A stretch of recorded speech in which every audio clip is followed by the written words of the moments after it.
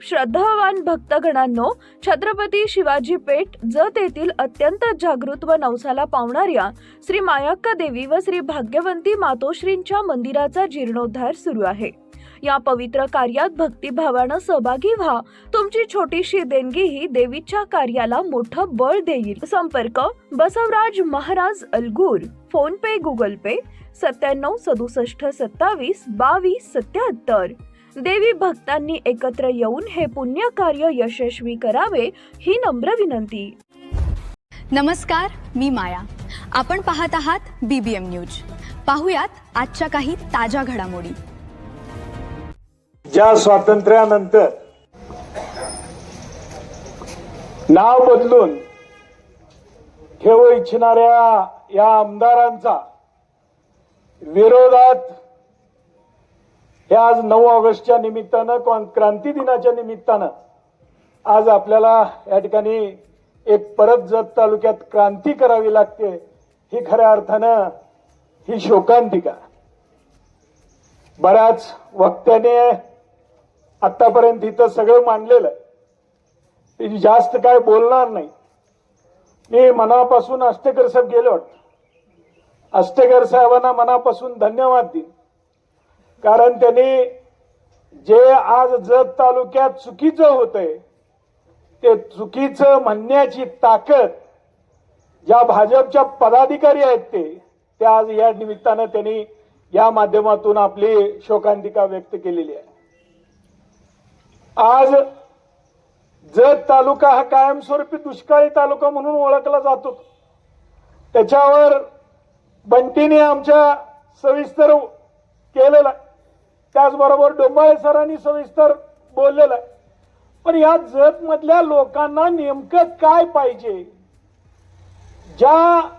या जत मधल्या जत तालुक्यातील सर्वसामान्य लोकांनी तुमच्यावर विश्वास ठेवून आज तुम्हाला या तालुक्याचं आमदार केलं होतं, पण खऱ्या अर्थानं आज जवळजवळ 2 वर्ष पूर्ण होत आले।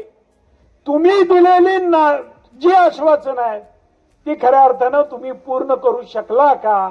हे आज या निमित्तानं आज जे तुमचं अपयश ते लपवण्याचं काम या निमित्तानं, जसं डोंबाळे सरांनी म्हटलं किंवा अस्टेकर साहेबांनी म्हटलं की आज या जत तालुक्यातल्या जनतेला ते नामकरण पाहिजे का? ज्या नामकरण करण्यासाठी संबंधित जे काही इतिहासकार आहेत, तिथले जाणकार आहेत, त्यांना बोलवून या ठिकाणी त्यांच्यावर चर्चा केली का? या तालुक्यातले ज्येष्ठ पक्षाचे सगळे पदाधिकारी त्यांच्यावर चर्चा केली का? या सगळ्या गोष्टीचा खऱ्या अर्थानं त्यांनी विचार करणं गरजेचं होतं। पण फक्त आणि फक्त ते स्वतःचं अपयश लपवण्यासाठी आज आपण बघतोय की आज क्रांती दिन आहे। एकीकडं 9 ऑगस्ट 1942 ला स्वातंत्र्य मिळावं म्हणून महात्मा गांधीजींनी आज या क्रांती दिनाची स्थापना केली होती, आणि त्या क्रांतीच्या माध्यमातून आज देशाला आज या निमित्तानं आपल्याला लोकशाही मिळाली। पण आता बीजेपीचं सरकार जे आज देशात राज्यात आहे ते लोकशाही पद्धतीनं जे डॉक्टर बाबासाहेब आंबेडकरांनी ज्या संविधानाच्या माध्यमातून सर्वसामान्य लोकांना हक्क दिला ते खऱ्या अर्थानं या निमित्तानं ते देत आहेत का?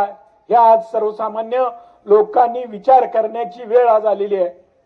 आपण बघितलं की ज्या शिक्षण पद्धतीला खऱ्या अर्थानं महत्व देणं गरजेचं आहे, जे देशातले विद्यार्थी या नीट परीक्षा पेपर फुटीच्या माध्यमातून जंतर मंतरवर आंदोलन केलं, त्या आंदोलन चिरडण्याचं कशा पद्धतीनं यांनी प्रयत्न केलाय हेही आपण सगळ्यांनी जवळून बघितलेलं आहे। आज तिथं ट्रक दगडाचा आणून ठेवला म्हणून सांगितलं, अरे मग तुमची पोलीस यंत्रणा काय करत होती? तुमची गोपनीय यंत्रणा काय करत होती? कोणी काही बोलायला लागले। ते दुबे काय म्हटले की हे विद्यार्थी म्हणजे दहशतवादी आहे। हे खऱ्या अर्थानं विद्यार्थी स्वतःच्या हक्कासाठी कुणाचा त्यात पक्षाचा कुणाचा काही संबंध नसताना आज ज्या पद्धतीनं लोकशाही मार्गानं स्वतःच्या हक्कासाठी ते झगडत होते, खऱ्या अर्थानं या लोकशाही पद्धतीत खऱ्या अर्थानं शिक्षकांना महत्त्व दिलं पाहिजे, आरोग्याला महत्त्व दिलं पाहिजे आणि त्याचबरोबर रस्ते आणि या निमित्तानं आपल्याला महत्त्व देणं गरजेचं आहे. पण आज बीजेपी सरकारच्या माध्यमातून प्रत्येक आंदोलन ज्यांच्या लोकशाहीच्या पद्धतीनं जे आंदोलन होतंय त्या आंदोलन चिरडण्याचं काम या निमित्तानं ते करत आहे. आज जगची देवभूमी करणार हे कुणाला खुश करण्यासाठी? आमच्या डोंबाळे साहेबांनी सरांनी सगळं सविस्तर व्यवस्थित सांगितलेलं की कुणाला देवा भाऊला खुश करण्यासाठी. आमच्या शिवसेनेच्या जिल्हाध्यक्षाने तर अगदी सविस्तर सांगितले, पण त्याच्यात जाणार नाही. पण एक जत तालुक्यातल्या सर्वसामान्य लोकांनी विचार करणं गरजेचं आहे आणि येणाऱ्या काळात आपल्या जत तालुक्याला काय पाहिजे? एक तर सगळ्यात मेन महत्वाचा आम्हाला देवभूमी नको, पाणी पाहिजे. देवभूमी नको, आम्हाला रस्ते पाहिजेत. देवभूमी नको, आम्हाला MSCB वेळेत पोचली पाहिजे. आज जत तालुक्यात 6 तास वीज मिळते का नाही मिळत? त्याची पुरेशी आहे का? म्हणजे याचा अर्थ आम्हाला MSCB पाहिजे. त्याचबरोबर जे तुम्ही आश्वासन देवभूमी आम्हाला नको, MIDC पाहिजे. जे आमच्या तालुक्यातल्या युवकांना नोकरी मिळेल, जे जत शहराचं पिण्याचं पाणी वेळेत मिळालं पाहिजे. आज जत शहराची काय अवस्था आहे? माझ्यापेक्षा जास्त या पत्रकार बंधू सगळे सांगतील की तुम्ही सगळीजण आज जत शहरात राहताय, पण त्या पाण्याच्या नावाखाली फक्त पायपा बदलले. खऱ्या अर्थानं त्याला जे काही आपल्याला पाणी पाहिजे ते मिळतंय का? अशा वेगवेगळ्या पद्धतीचं आपल्याला या येणाऱ्या काळात चांगल्या पद्धतीनं उठाव या सर्वसामान्य लोकांनी करणं गरजेचं आहे.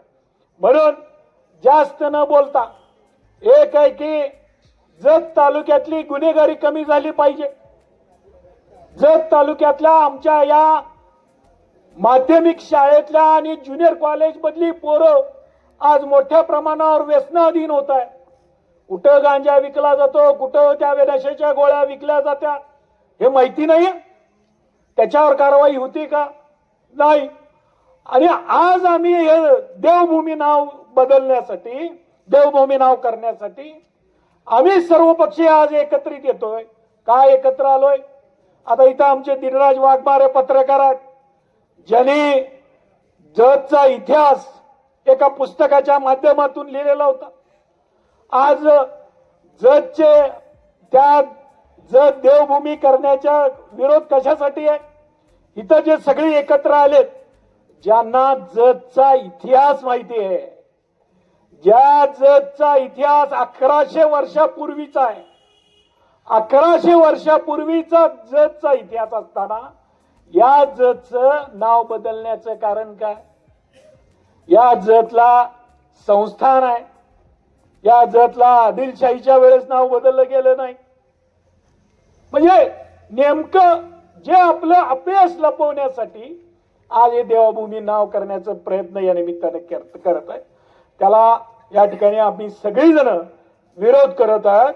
आणि येणाऱ्या काळात जर हे थांबलं नाही तर आम्ही प्रत्येक गावात जाऊन सर्वसामान्य लोकांची मतं विचारात घेऊन त्या येणाऱ्या काळात याचा स्वरूप मोठ्या प्रमाणावर या ठिकाणी आम्ही उभा करू आणि ह्याला विरोध करू.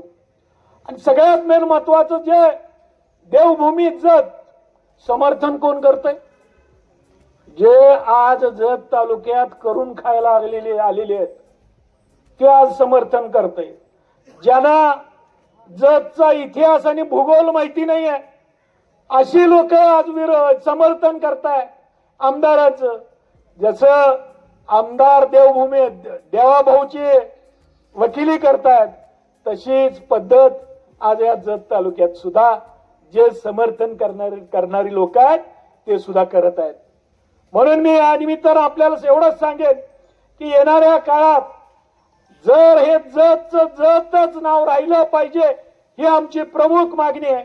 आणि जर हे थांबलं नाही तर आम्ही प्रत्येक गावागावात जाऊन याची जनजागृती केल्याशिवाय राहणार नाही आणि याच्यात मोठा आंदोलन उभा केल्याशिवाय आम्ही राहणार नाही.